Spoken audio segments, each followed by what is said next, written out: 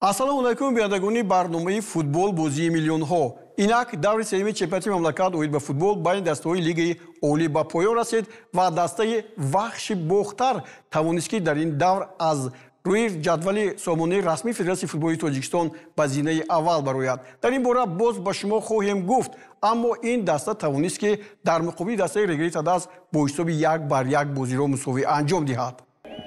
Дастаҳои вахши бохтар ва ҳамчунин Регри Тадас ду дастаи солортарини чемпионати Тоҷикистон ҳастанд ки бозии 65-уми худро инҷо ҳоло баргузор мекунанд. ҳуҷуми футболбозони дастаи тавре мебинем маҳз Регри Тадас ва инҷо дар дақиқаи ҳафтум дастаи Регри Тадас ҳисобро боз мекунад. Нозим Бобоҷонов аст. Бубинед инҷо пеш аз ҳама зарбаи Самандар Қодировро ҳам қайд кардан ба маврид аст ки ба сутуни дарвоза алифтараш ба тили дарвоза бархӯрду ба майдон баргашт ва инҷо аллакай дарвозабони дастаи вахш Ковач Адам натавонист пеши рӯи ин зарбаро бигирад.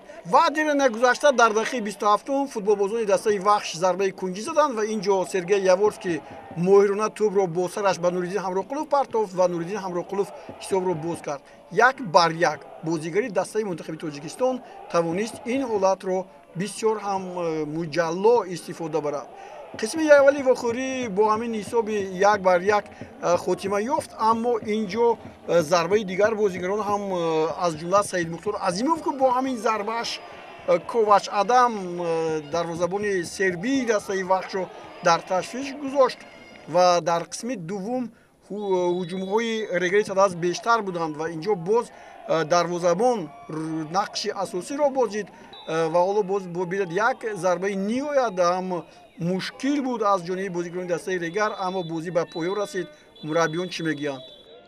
Ну, стандарты у нас стандарты, как бы мы наигрываем стандарты, поэтому дал свои результаты. Вот на стандарте мы забили, но еще были моменты, не попали. Ну, наша цель есть играть и показать хорошую игру, хороший результат. Надеемся показать хорошую игру, а результат, надеемся, придет. Как там сложится, уже будет видно. Ну, пока мозги работали у футболистов, весь план на игру, который был запланирован, мы выполнили. К сожалению, у нас проблема со стандартными положениями. Уже какую игру мы и на сборах там в Ташкенте и здесь, мы со стандартов получаем гол. Стандарты пока у нас как будто пенальти в наши ворота.